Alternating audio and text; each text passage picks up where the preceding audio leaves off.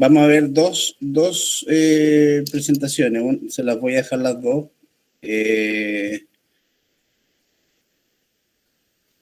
Tiene que ver con la clasificación que hoy día se maneja en cáncer de endometrio, que tiene que ver con esta clasificación que se considera los niveles de riesgo, que es la manera actual de hablar en cáncer de endometrio, y que nace de una revisión de consenso de todas las sociedades europeas, principalmente, del cáncer de endometrio, donde lo que pretenden es ponerse de acuerdo para tomar decisiones y conclusiones con respecto a qué hacer con el cáncer de endometrio. Como introducción, el cáncer ginecológico más frecuente en países desarrollados, hay que considerar que países como Chile, la primera causa de muerte por cáncer sigue siendo el cáncer de cuello uterino.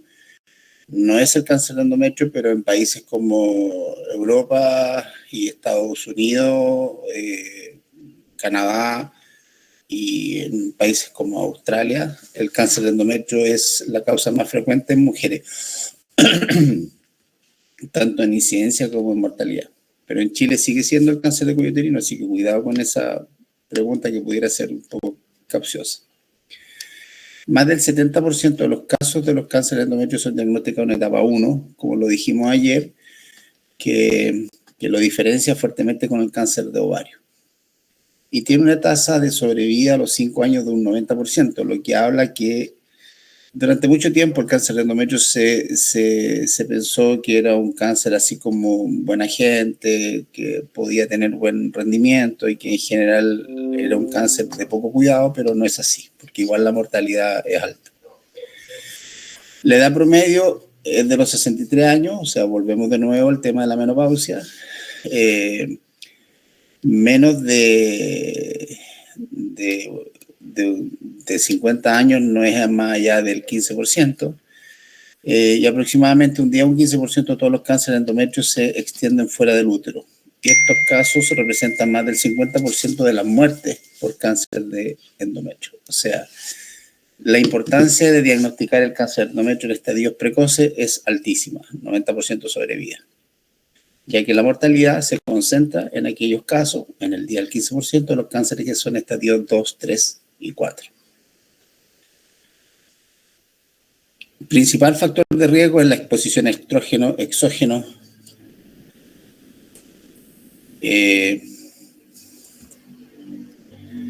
Hay una cosita que aquí se me... Espérate, voy a ocultar esto porque me molesta. Ya, su principal exposición es a estrógeno exógeno o endógeno. ¿Y cuáles son los estrógenos exógenos? Los que provienen del consumo de medicamentos, como son la terapia estrogénica sin oposición, o sea, solamente estrógeno, sin progesterona, en la terapia de reemplazo hormonal, por ejemplo, y los estrógenos endógenos, que son la obesidad, de estrógenos que provienen de la metabolización de la grasa. Por lo tanto, por eso que en los países desarrollados el cáncer de endometrio vino a dispararse, porque la obesidad, y Chile es uno de los países que tiene alta tasa, más del 50% de la población en Chile o tiene sobrepeso o tiene obesidad. Por lo tanto, eso es un tema a tener en consideración. La sobrevida global del cáncer de cuello uterino, del cáncer de endometrio con un seguimiento a 2, 5 o más años, se observa que en los estadios 1 la sobrevida son del 90% más. En los estadios 2 también existe buena posibilidad de sobrevivir en los 2 primeros años, pero baja sustancialmente al llegar a los 5 años. Y en los estadios 3 la sobrevida baja sustancialmente, alrededor del 50% cuando existe compromiso ganglionar, por ejemplo. Y en el estadio 4 la sobrevida no es más allá del 20 a 30%. O sea, se comporta muy parecido a lo que es el cáncer de cuello uterino. Pero para yo tener y hablar con claridad en sobrevida en cáncer de endometrio a 5 años, tengo que considerar algunos factores pronósticos que son importantes tener en cuenta. que la sobrevida a 5 años es más del 90% si los ganglios pélvicos y paraórticos son negativos. Si yo tengo ganglios pélvicos comprometidos, la sobrevida no supera más allá del 70 a 60%. Y si yo tengo compromiso de los ganglios paraórticos positivos, la sobrevida no supera el 30 al 40%. O sea, ese es un factor pronóstico súper importante, el compromiso ganglionar, que se clasifican en esta etapa como 3C1, ganglios pélvicos, o 3C2, ganglios paraórticos. Por eso la clasificación del cáncer de endometrio antigua cambió y se agruparon. Antes existía el estadio 1A, 1B, 1C, el 2A, 2B, la etapa 3A, 3B, 4A y 4B. Y aparecieron estas etapas que asociaron la etapa 1 con compromiso del cáncer de endometrio con menos de la mitad del compromiso del miometrio, o la etapa 1B, que tiene compromiso más allá de la mitad del miometrio, hasta la serosa. La etapa 2 es compromiso del estroma cervical. Antes existía una etapa 2A que decía que comprometía la mucosa del endocervix, y la etapa 2B comprometía el estroma. Hoy día se clasifica solo en una etapa. Y la etapa 3A, que invade la serosa del cuerpo uterino y los anexos. La etapa 3B, que invade vagina y ovoparamétrios. Y la etapa 3C, la que tiene compromiso ganglionares pélvico, 3C1, o paraórtico, 3C2. La etapa 4, que invade vejiga, intestino o metástasis a distancia. A, se invade la vejiga o mucosa intestinal. Y B, metástasis a distancia, intraabdominales, pulmonares, o qué sé yo, linfáticas más alejadas. Esa es la nueva clasificación y eso es lo que se habla hoy día en cáncer de endometrio para tener en consideración. Esta clasificación, eso sí, no toma en consideración la edad, no toma en consideración el grado de diferenciación, tampoco la permeación vascular linfática, ni el tamaño tumoral, ni los marcadores moleculares, que son situaciones que hoy día son muy importantes y que está creándose una nueva clasificación de cáncer de endometrio basado principalmente en los marcadores moleculares. La tapificación quirúrgica muestra líquido ascítico, no es mandatoria, la histerectomía total, salpingoforectomía, linfanectomía pélvica, paraórtica y omentectomía cuando tenemos una histología que es similar al seroso papilar del ovario o células claras, o carcinosarcoma, que son las histologías de mayor riesgo, y todas las G3 deben realizársele la omentectomía. Si yo tengo un estadio 1A, G1, puedo hacerle solo histerectomía, incluso sin linfanectomía, aunque existen algunos grupos que prefieren hacerlas completas. El grupo de gineco-oncólogos en Estados Unidos encontraron que un 9% de los pacientes determinados clínicamente como etapa 1, con linfonodos positivos, que tenían etapa 1 tenían un linfonodo positivo, y 6% tenían metástasis paraórtica, y 6% tenían metástasis extrauterina. ¿Qué es lo que quiere decir esta afirmación? Que en el fondo, yo, por mucho que pueda considerar un cáncer de endometrio como, entre comillas, de condición de más benignidad o no tan agresivo, puedo tener poblaciones que pueden tener ganglios comprometidos y por ende lo que me piden es hacer una etapificación quirúrgica completa. O sea, histerectomía, linfanectomía pélvica, paraórtica y aumento dependiendo de la histología. La resonancia nuclear magnética se considera como la mejor técnica de imagen para etapificación preoperatoria. No está disponible siempre, por lo tanto nosotros la resonancia nuclear magnética la usamos dependiendo algunos casos, pero preferentemente usamos el escáner para revisar y visualizar los distintos órganos de la cavidad abdominal. La linfanectomía se considera que su rol es importante, pero en etapas tempranas es controversial. Les vuelvo a insistir, en el estudio que se le mostró, el GOG 33, demostró que había un grupo de personas que, teniendo etapas precoces, podían tener metástasis ganglionar entre un 6%, 9% y 6% en ganglios pélvicos o paraórticos. Pero se ha demostrado mejor sobrevida cuando al menos 10 a 12 ganglios son removidos durante un procedimiento. Y estos son negativos. Compromiso de ganglios paraórticos en ausencia de compromiso de ganglios pelvianos existe en un 16%, por lo tanto es mandatoria la etapificación ganglionar completa. Y un 77% de los pacientes se aprecia compromiso de ganglios paraórticos por sobre la arteria mesentérica inferior, por lo que la recomendación es realizar una linfanectomía paraórtica hasta los vasos renales.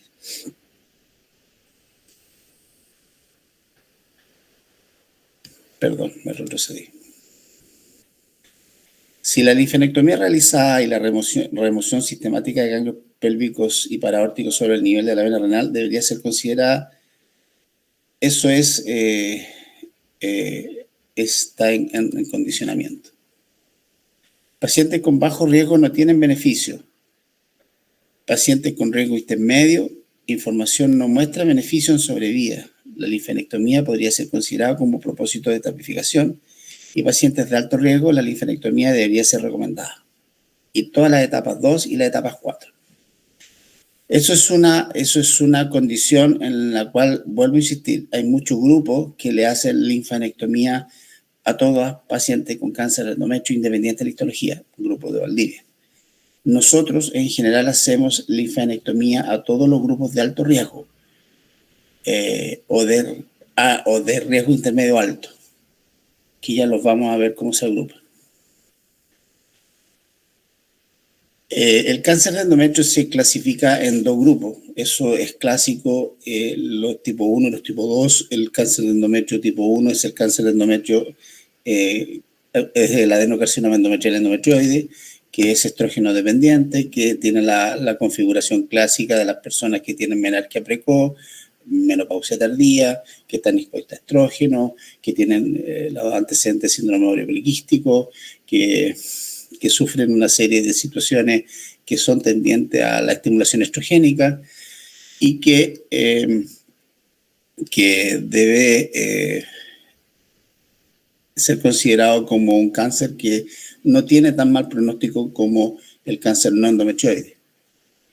Y el tipo 2 viene a ser el cáncer no endometrioide, que son los serosos papilar, células claras, el carcinosarcoma y todos los G3 son de alto riesgo. Los no endometrioides vendrían a ser los que les dije, células claras, seroso papilar y carcinosarcoma. En este grupo, la etapificación quirúrgica es mandatoria, completa, con aumento y con linfanectomía. Se han hecho estudios prospectivos donde se han revisado las diferentes evaluaciones con respecto a la pertinencia del ganglio centinela en la sobrevida y en la vigilancia de los pacientes con cáncer de endometrio. Y se ha demostrado que la mejor técnica para hacer el ganglio centinela es la inyección cervical de indocianina verde a las 3 de la 9 horaria.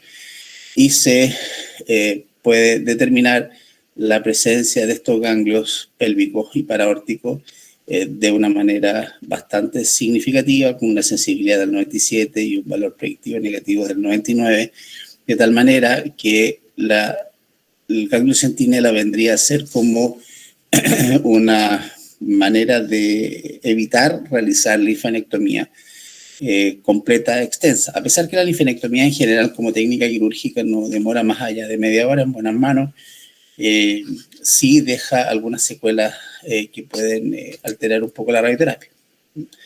En términos generales, cuando uno necesita hacer técnica de ganglio centinela, necesita al menos 30 casos para poder validar la técnica y de ahí poder decir, ya, ok, si el ganglio centinela me sale negativo, no voy a realizar linfanectomía. Si me sale positivo, tengo que hacerla porque tengo que hacerla como técnica de vaciamiento.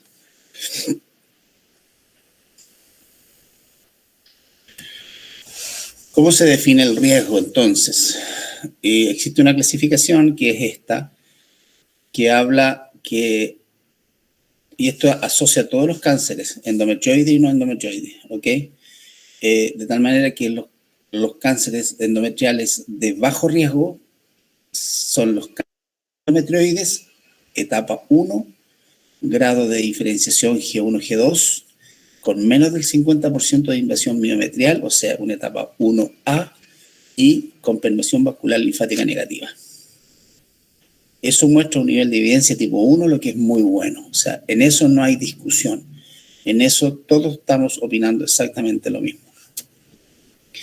El grupo de riesgo intermedio vendría a ser un cáncer endometrioide, etapa 1, con grado de diferenciación 1 o 2, pero que invade más allá del 50% del miometrio. Permeación vascular linfática negativa. También nivel de evidencia tipo 1. El intermedio alto es el cáncer endometrioide, etapa 1, grado G3, pero que invade menos del 50% del miometrio, independiente del estatus de la permeación vascular linfática. Y también el intermedio alto vendría a ser un endometrioide, etapa 1, G1, G2, pero con permeación vascular linfática positiva, independientemente de la profundidad de la invasión. O sea, aquí ya estamos hablando de un grupo que tenemos que tener algún grado de concentración porque tiene un G3 y porque tiene permeación vascular linfática positiva. Y eso tiene que hacernos pensar que pudiera tener un riesgo mayor. Todos los que siguen el riesgo alto, el endometrioide etapa 1, G3 más del 50, independiente de la permeación, el endometrioide etapa 2, el endometrioide etapa 3 y los no endometrioides, serosos, células claras, no diferenciados o carcinosarcoma. Todos estos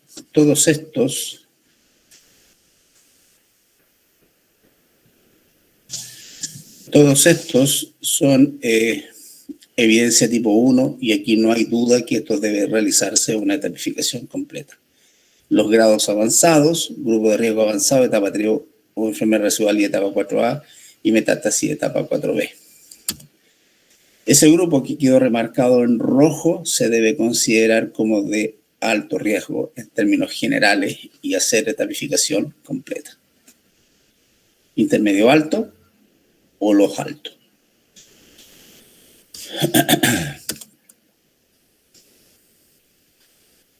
¿Qué abordaje debemos hacer? Un poco les comentaba yo a ustedes la preferencia de la laparotomía versus la laparoscopía. Y ya existe bastantes estudios que hablan a favor de la laparoscopía versus la laparotomía como técnica quirúrgica preferencial. Pero en términos generales, si ustedes revisan las curvas, tanto la técnica mínimamente invasiva que es la laparoscopía versus la histerectomía abdominal o la cirugía abierta, no existe mucha diferencia entre ambas técnicas respecto a las causas de sobrevida en términos generales. Si el gran beneficio de la laparoscopía versus la laparotomía es el confort del paciente, la recuperación del paciente, que es más rápida y es mejor tolerada, versus la prolongación de los tiempos quirúrgicos. Yo en una histerectomía por vía abierta me demoro 2 horas, incluyendo etapificación, ganglionar, aumento y demás. Versus una laparoscopía, en mis manos son 1 hora o media hora más de técnica quirúrgica, porque en general la laparoscopía es más lenta. Pero hoy día ya existe consenso que si se puede hacer laparoscopía es ideal versus la laparotomía. ¿Qué es lo que hacemos entonces en cada uno de los grupos? En el bajo riesgo, la linfadenectomía no es recomendada. El riesgo de recurrencia posterior a una cirugía es menor a 5%, por lo tanto la terapia adyuvante no está indicada. También se dice que si aparece recidiva, la radioterapia es tan eficaz como hacer una radioterapia preventiva. En términos generales, estos pacientes con cirugía, en la medida que los factores de riesgo locales no estén presentes, basta con la cirugía. Y existen muchos trabajos que hablan de esto que le acabo de decir, o sea, hacer radioterapia preventiva en todos los pacientes con cáncer versus hacer radioterapia a los pacientes que tengan recurrencia. En el paciente que tengan estadio 1, los niveles de sobrevida se mantienen y por lo tanto existe posibilidad de tratar los pacientes sin mayor problema. Entonces, pacientes con bajo riesgo, lo que es hoy día como consenso es, en la medida que los factores locales no digan algo distinto, me refiero a los bordes quirúrgicos y algunos compromisos locales, no dar radioterapia. Ahora, paciente con riesgo intermedio o intermedio alto, se recomienda braquiterapia vaginal para prevenir la recurrencia local. Y los de riesgo alto, la radioterapia pélvica es de norma. En pacientes con enfermedad de alto riesgo o avanzado, el ASCO recomienda fuertemente la quimioterapia con o sin radioterapia.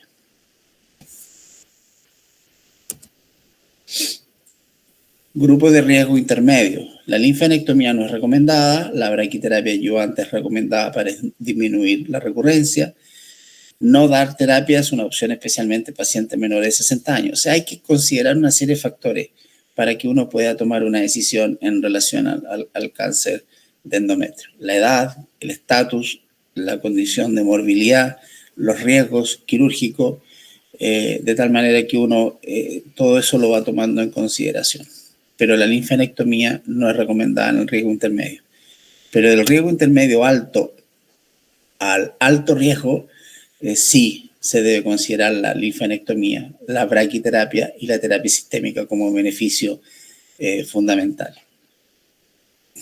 En eso no hay duda con respecto, y aquí está toda la literatura que viene a reafirmar todo lo que le estoy diciendo, porque aquí el estatus ganglionar es demasiado importante, los niveles de permeación vascular linfática y todo lo que hace del riesgo de la probable recidiva o la persistencia de la enfermedad en cáncer de endometrio debe ser considerado. Doctor, en la diapositiva anterior, donde dice que la terapia sistémica era de beneficio incierto, ¿significa entonces que no se aplica terapia sistémica o que sí se aplica? No. El riesgo intermedio alto, voy a volver para atrás, corresponde a este grupo, a los pacientes con cáncer de endometrioide etapa 1, que sea G1, G2, G3. Y si es G3, que tenga menos del 50% de invasión mesometrial y que sea independiente de su estatus de permeación vascular linfática. Y si es G1, G2, que tenga permeación vascular linfática positiva. O sea, este es un grupo que tiene riesgo por ser G3 y que tiene riesgo por tener la permeación vascular linfática. Entonces, ¿a qué se refiere con esa afirmación de que tiene una terapia, es decir, terapia sistémica de beneficio incierto, en que esos parámetros quedan a criterio de los grupos oncológicos, de los comités, para decidir si la paciente se beneficia o no de una terapia sistémica adicional? La braquiterapia va de todas maneras. La terapia sistémica adicional pudiera ser considerada dependiendo de algunos factores que se van analizando. Hay muchos factores locales y hay muchos factores de riesgo que no están todos considerados acá. Les recuerdo que existe una clasificación molecular que está en curso. Existen los niveles de compromiso ganglionar, permeación vascular linfática, donde el anatomopatólogo puede hablar de la agresividad de esas zonas metastásicas.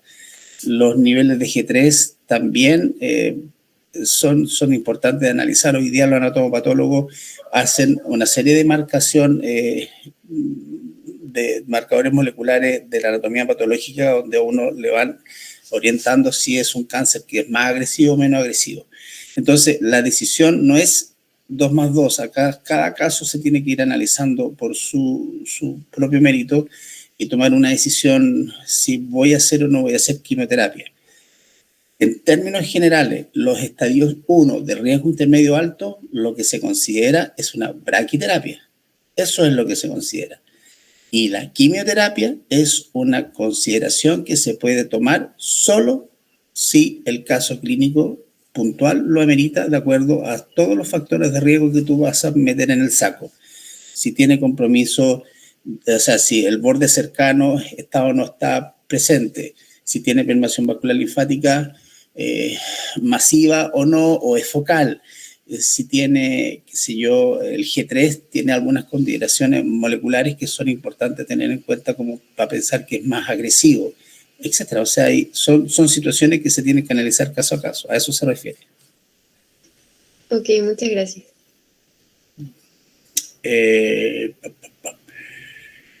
El riesgo alto en etapa 1, les recuerdo que la etapa 1 es menos del 50% del miometrio o más del 50% del miometrio, sin compromiso de la serosa, se hace linfanectomía completa, las pacientes deben ir a radioterapia, sí o sí, y la terapia sistémica está bajo investigación, que significa que la terapia sistémica, de nuevo, puede ser utilizada dependiendo de los factores de riesgo. Y eso es importante tener en cuenta. En las etapas 2, que significa compromiso del estroma cervical, lo mismo, linfanectomía, radioterapia y terapia sistémica en investigación, y básicamente dado por los mismos factores de riesgo que yo tengo que analizar. Si es G3, si tiene inequívocamente una permeación vascular linfática, si tiene, y dependiendo de la agresividad y una serie de otros factores, yo puedo considerar la quimioterapia. Pero hasta aquí, linfanectomía y radioterapia, sí o sí. Donde no hay discusión del uso de la cirugía, la radioterapia y de la quimioterapia, esos son los estadios 3 de cáncer de cuello, de cáncer de endometrio. Aquí hay consenso en la terapia multimodal, que se debe hacer una terapia, una tapificación quirúrgica lo más completa posible, y que se debe aplicar el concepto del cáncer de ovario, que es la citorreducción óptima. O sea, no debe quedar ningún residuo tumoral macroscópico en ninguna parte, porque eso va a marcar el pronóstico del resultado y la sobrevida de la paciente. ¿Ok? En esto, terapia multimodal, o sea, cirugía, quimioterapia y radioterapia, dependiendo cuál es el nivel de avance mayor, primero la quimio y después la radio. Generalmente esa es la secuencia.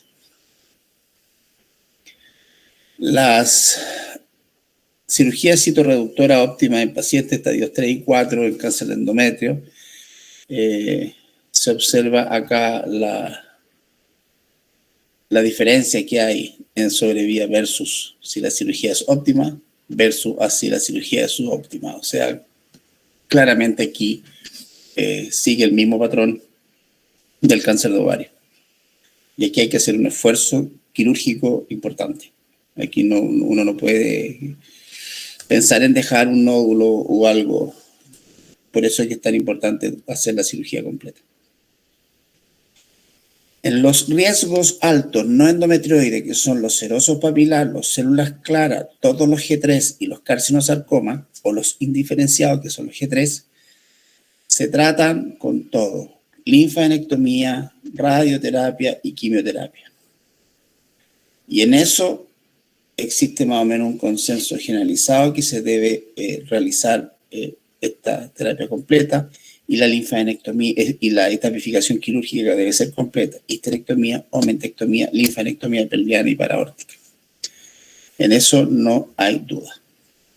Si es un estadio 1 con permeación vascular linfática negativa, se debe considerar la braquiterapia, con o sin, braquiterapia sola, sin quimioterapia.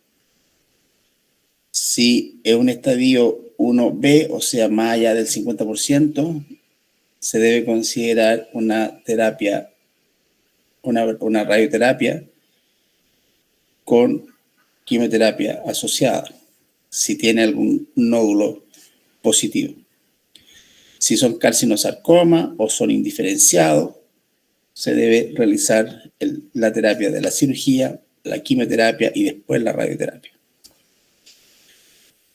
El consenso es bastante alto en respecto a esas situaciones.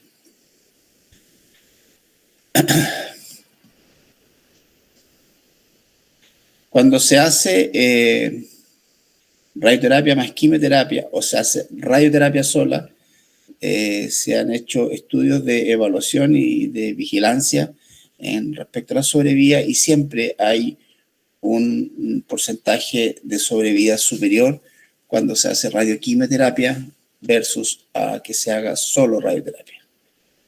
Y aquí básicamente está dado por el compromiso ganglionar y el compromiso de las lesiones metastásicas en epiplón o en otra estructura o metástasis a distancia, y por lo tanto ahí es donde la quimioterapia actúa de mejor manera.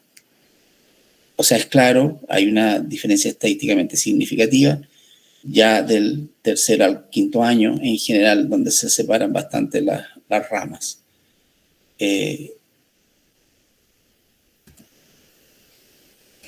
La quimioterapia, el cáncer de endometrio es relativamente sensible a la quimioterapia con Taxol y platino.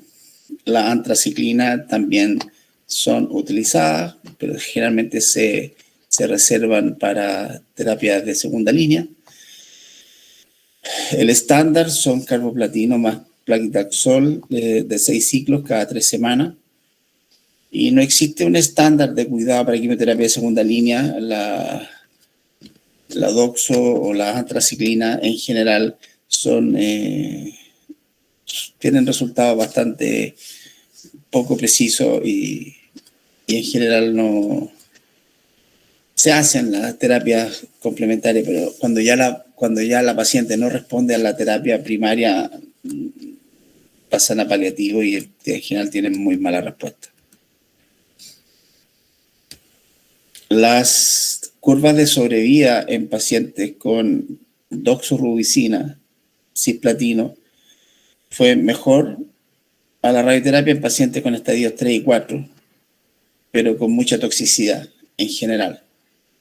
Y por lo tanto, al final, las curvas de sobrevida se alteran básicamente por la toxicidad de los medicamentos, más que por la curva de sobrevida de la enfermedad.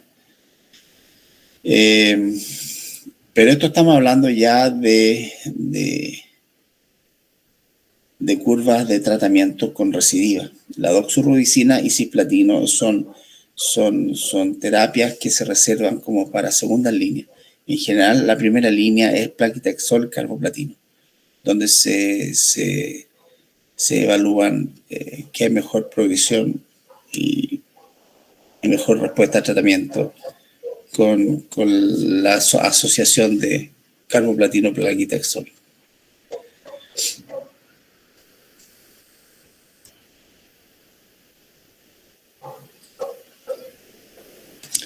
Estudios diferentes lograron demostrar que el carboplatino no es inferior a la doxorubicina con cisplatino.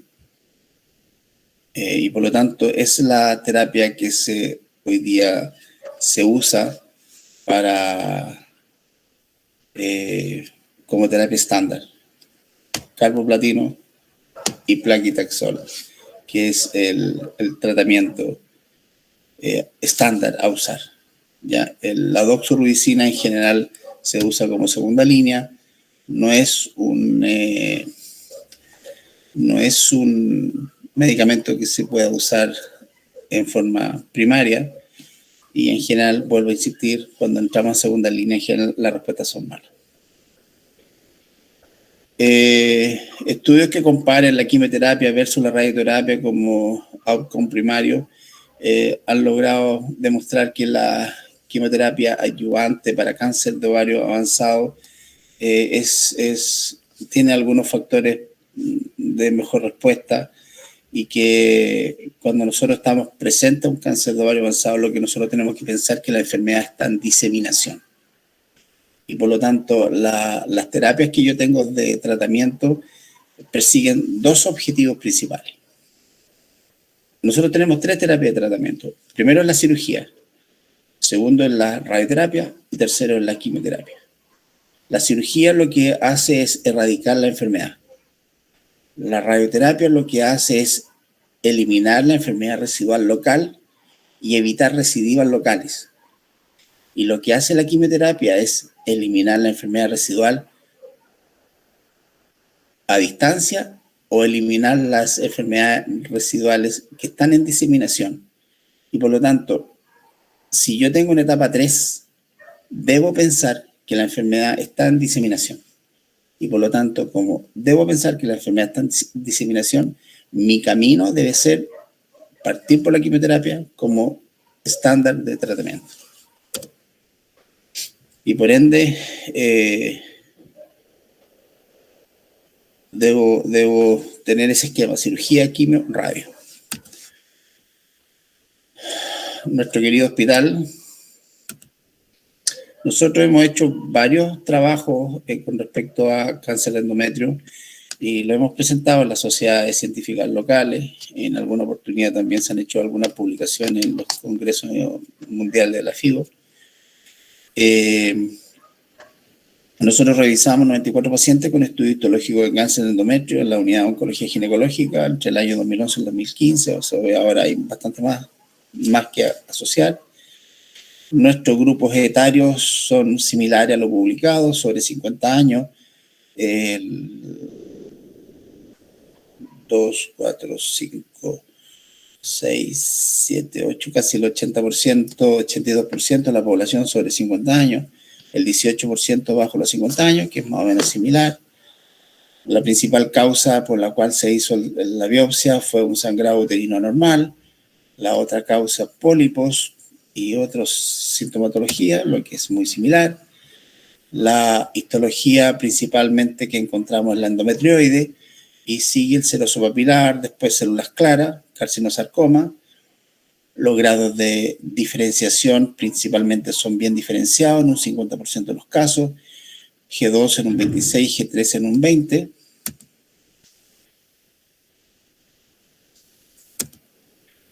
Los tratamientos que hicimos fueron múltiples, no todos se les hizo linfadenectomía, pélvica en un 53%, paraórtica en un 14%, aumento en un 19%, 14% se hizo radioterapia y 23% se hizo quimioterapia y un 7% hormonoterapia.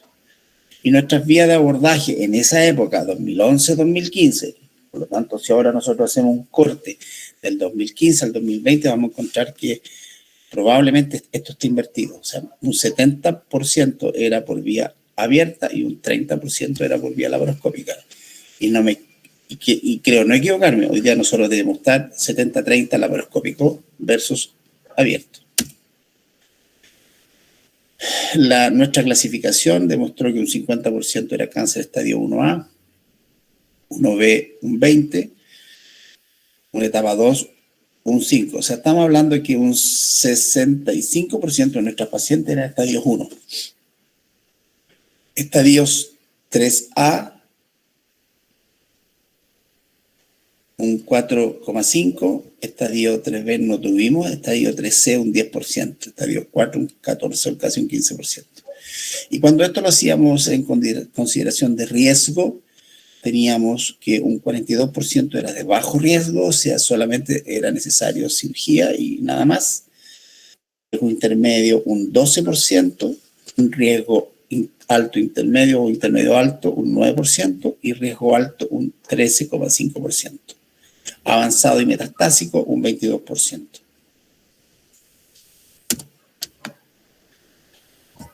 Nuestra sobrevida en etapas 1 y 2 es del 98% a los 12 meses y un 96% a los 24 meses. Y nuestra sobrevida en los estadios 3 y 4, un 65% a los 12 meses y un 46% a los 24 meses. Eso es para mostrarles por vía laparoscópica cómo se observan los vasos ilíacos. Quienes van a estar conmigo en algún momento en la cirugía, esa es la arteria ilíaca externa, la vena ilíaca. Esta es la fosa obturatriz. Acá se está disecando el espacio paraórtico, levantando y haciendo todo un muestreo para poder extirpar la zona de los ganglios, que son estas que están acá.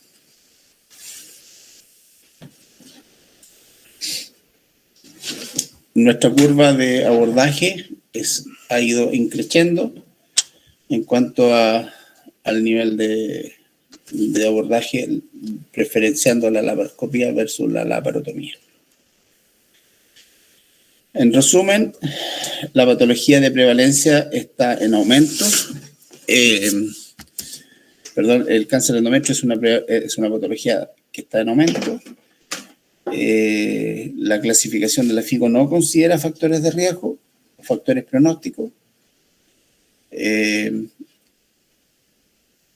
que es muy importante considerar esos factores con los factores del consenso que les mostré del ESMO-ESGOESTRO, porque eso hace que uno agrupe a los cánceres de endometrio de una manera diferente y pueda tener condiciones de tratamiento diferentes. Hoy día el abordaje laparoscópico es el estándar, que los marcadores moleculares son parte de los factores pronósticos y son parte de la toma de decisión que el equipo oncológico tiene que considerar.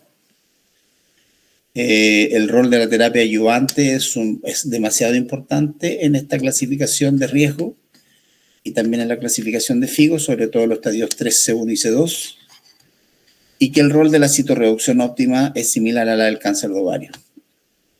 Esas son las conclusiones más importantes. Y yo puedo agregar que la clasificación con marcadores moleculares se viene absolutamente considerando en todas las evaluaciones de los casos. Y eso. ¿Tienen alguna duda? ¿Alguna pregunta?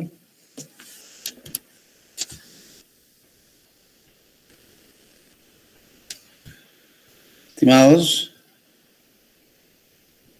Parece que no, Doc. ¿Te escucho bien? Sí, todo bien. Ya.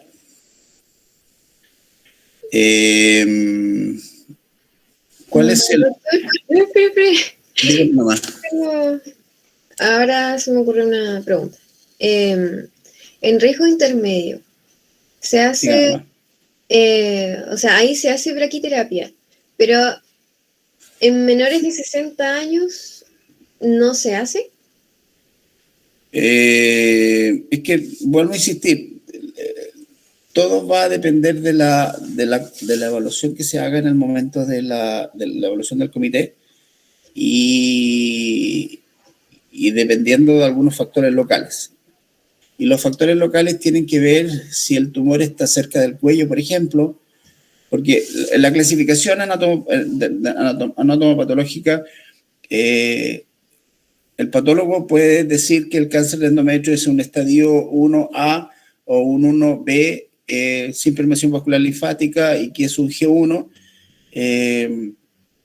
pero que el tumor está muy cerca del cuello, sin comprometer. Eso pudiera ser considerado como un factor de riesgo y el radioterapeuta le puede hacer ruido y pensar que sea una mujer joven, por ejemplo, decir ya que pudiéramos tener la consideración de hacer una braquiterapia, por ejemplo. En los de riesgo intermedio, que tienen que ver con estos grupos que pueden ser G3 sin permeación vascular linfática o G1, G2, pero con permeación vascular linfática, si el tumor tiene esa misma condición de que ser una lesión voluminosa, que esté muy cerca del cuello, depende de la edad de la paciente, qué sé yo, también pudiera ser considerada como una persona que tenga alguna necesidad de braquiterapia. La braquiterapia en general es una terapia local, vaginal, que son 2 días o 3 días de colocación de un tándem de fierro con iridio para que irradie localmente en forma concéntrica, como un círculo en toda la cúpula, y permite que con eso yo asegure o disminuya bastante la recidiva local. ¿Por qué? Porque la principal recidiva local es la cúpula. Por eso que hoy día uno la braquiterapia la tiene que considerar para disminuir ese riesgo. Hay grupos de estudios que plantean que las pacientes, y también se dijo en la presentación, plantean que si la paciente es de bajo riesgo o los riesgos intermedios o los intermedios altos, pero hasta los riesgos intermedios con seguridad, como los resultados de la terapia, de la recidiva, o los resultados de la terapia con una braquiterapia preventiva son tan similares en cuanto a sobrevida, que es mejor no hacer la braquiterapia y hacerle el tratamiento de la radioterapia cuando recidiva la enfermedad. No sé si me entiende.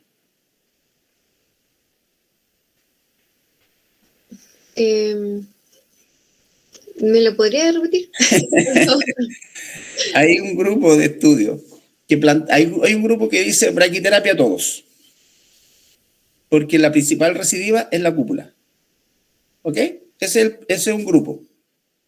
Hay otro grupo que dice braquiterapia a ninguno, porque si la paciente recidiva en cúpula, el tratamiento de la recidiva en cúpula es tan eficaz con radioterapia que las sobrevidas de los dos grupos son casi iguales. Y por lo tanto, en eso, el grupo que dice no hacer braquiterapia tiene un poco de razón. Pero en general lo que uno hace acá en los comités oncológicos es revisar caso a caso y por ende tomar decisiones de hacer radioterapia a todo el mundo. De repente tiene consecuencias y secuelas que uno tiene que tener en consideración. La radioterapia en general produce fibrosis, produce adherencia y produce pegamiento de las paredes vaginales y acortamiento de la vagina de una manera importante. Y si la persona está con vida sexual activa, eso la puede alterar. Entonces hay grupos que dicen, no, yo prefiero que la persona tenga una calidad de vida lo mejor posible y tratar la complicación después. Y hay otro grupo que dice, no, yo prefiero asegurarme de que esa paciente no tenga recidiva. Y tratar la vagina con estrógenos, con dilatadores y con una serie de situaciones para evitar que la vagina se acorte y se estreche demasiado. Pero eso no está claro, no está totalmente definido. Eso es caso a caso. Ahora sí, muchas gracias. Ya. Doc, igual te quiero preguntar. Lo que pasa es que usted dijo que para ver si es que se hacía linfadenectomía, se sacaba el ganglio centinela y se hacía biopsia.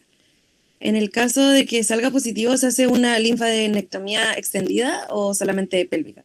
¿O cuál tipo? Cuando yo tengo, o sea, ¿cuál es el objetivo del ganglio centinela? Pregunta a ustedes. ¿Cuál es el objetivo? Comenzar reducir un poco la cantidad de ganglios que vaya a sacar. O dicho de otra manera, evitar la linfadenectomía. ¿Sí? Ya, o sea, si yo tengo un ganglio centinela que me sale negativo, ¿le voy a hacer linfadenectomía a esa paciente? No. No, ¿no es cierto? Por lo tanto, la linfadenectomía, para que yo esté seguro de que, pero el ganglio centinela, para que yo esté seguro y sea confiable mi técnica, yo a lo menos debo tener 30 casos. Por lo tanto, en esos primeros 30 casos, yo hago el ganglio centinela y le hago la linfadenectomía completa. Y después comparo ganglio centinela con el resto de los ganglios y ahí voy a ver si mi técnica está siendo bien usada o no. En esa etapa, nosotros ya estamos. Y la estamos cumpliendo y por lo tanto nos falta la otra etapa, creerle al ganglio centinela. Por lo tanto, la otra etapa es, si yo hago ganglio centinela y me sale negativo, suspendo la linfadenectomía porque voy a estar seguro que no hay ganglio comprometido.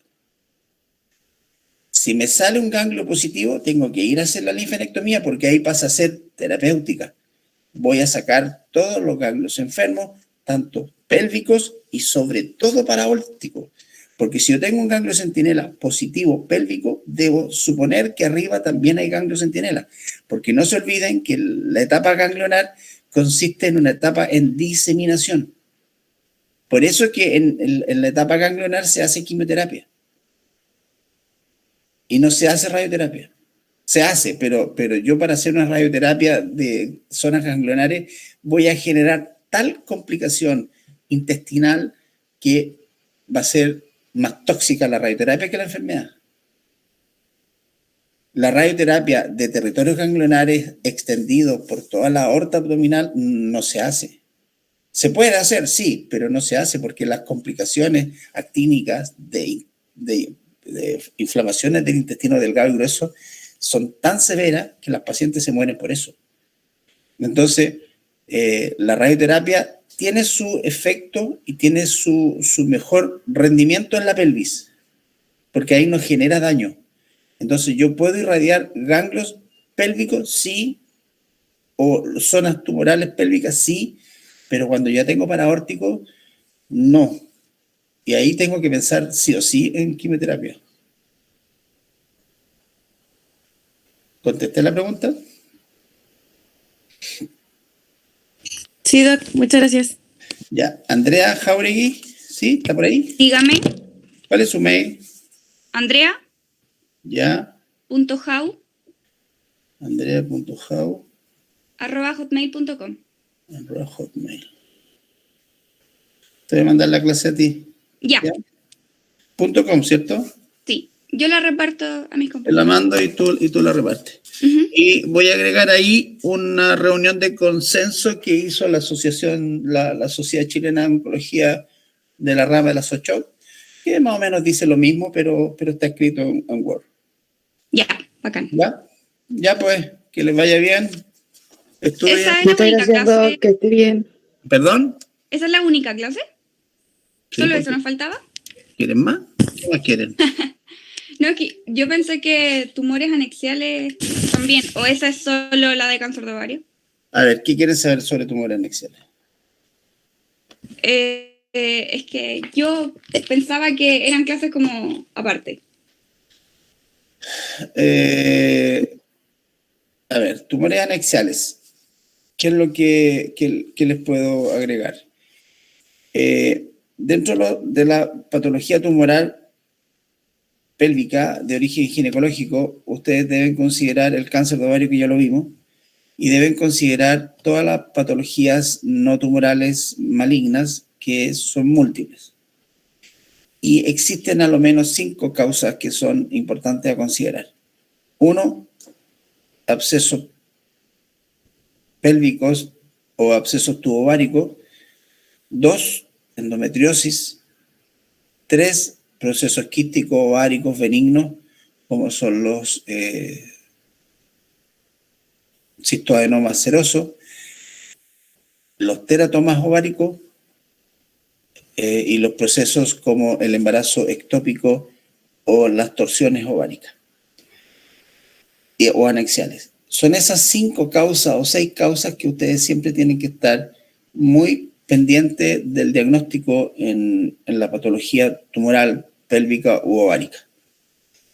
Siempre considerando que la trompa también es el lugar donde pueden desarrollarse ciertos fenómenos quísticos que pueden complicar las patologías. La endometriosis o el endometrioma, que es el gran simulador de cáncer, tiene la característica de ser un tumor con paredes gruesas, con quistes chocolatados, que ecográficamente se observan como vidrio esmerilado y que eleva el CA125 de una manera importante.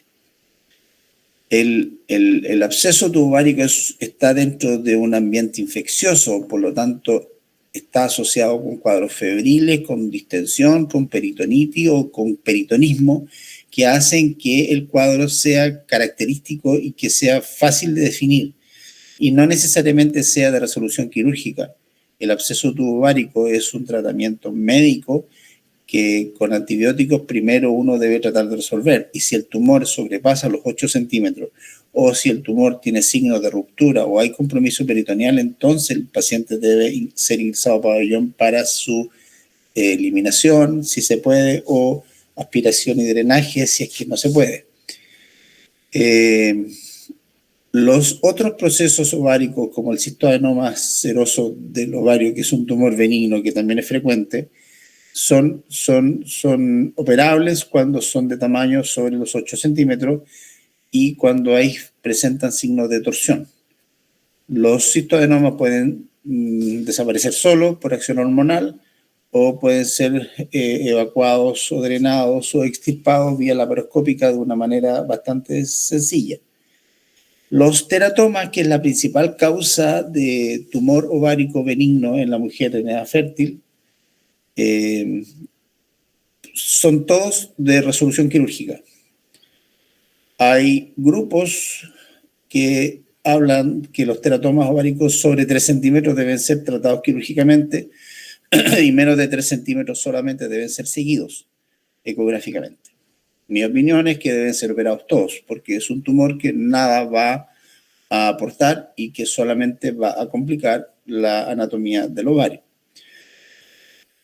Porque va a ir creciendo. En la medida que pasa el tiempo, el tumor va creciendo y va desarrollándose de una manera importante. Y lo otro es que los teratomas pudieran tener un fenómeno de inmadurez en sus tejidos, que es la presencia del tejido nervioso, el neuroepitelio, dentro de su histología, y eso lo transforma en un tumor que es considerado como cáncer.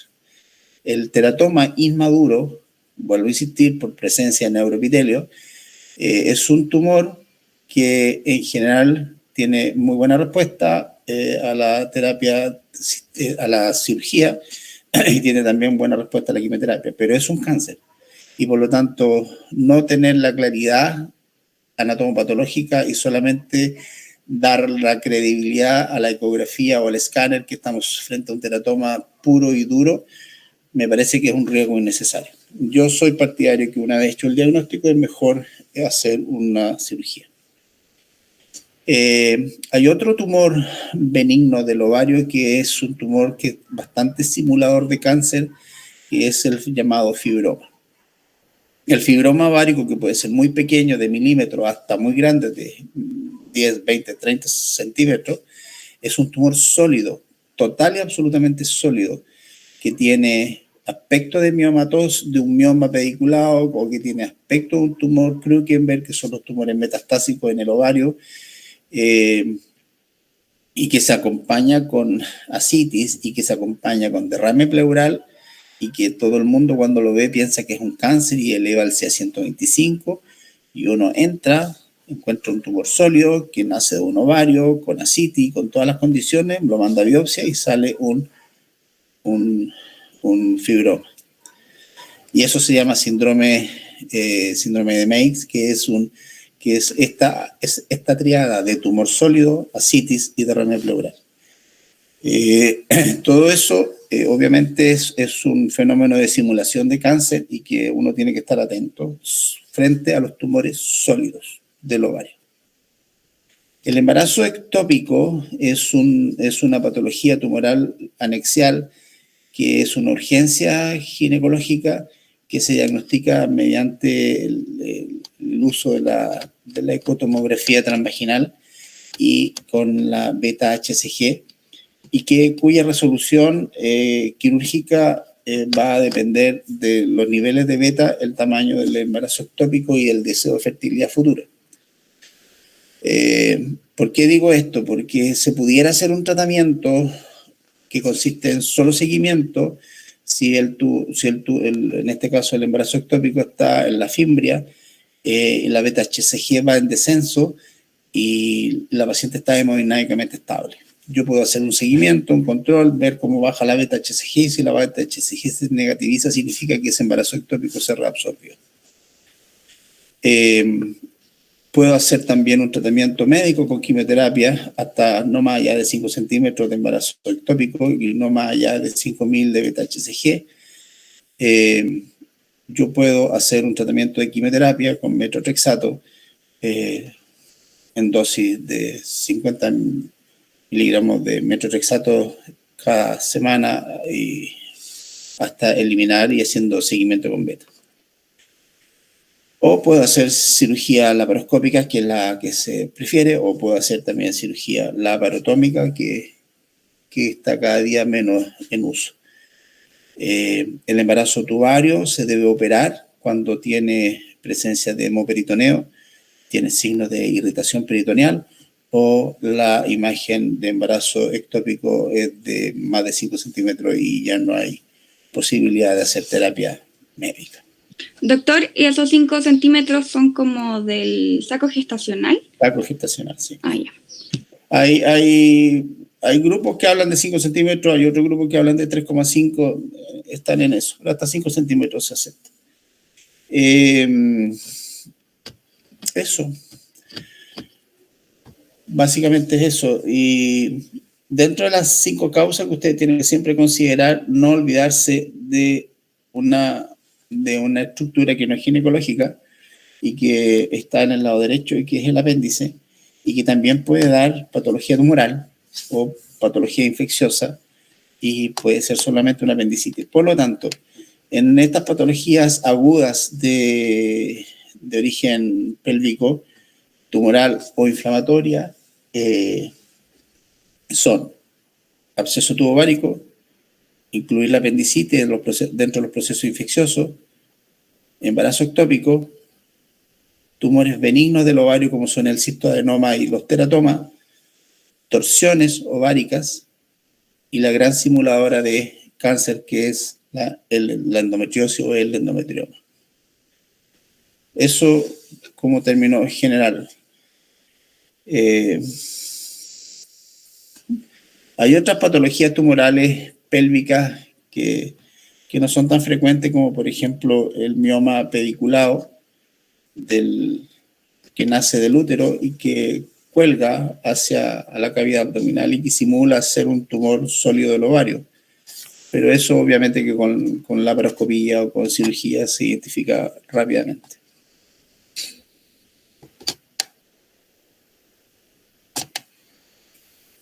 ¿Alguna duda?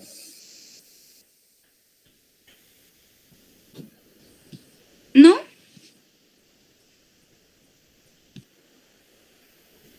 No, doc. Ya, pues, estamos entonces. Pásenlo bien, estudien harto.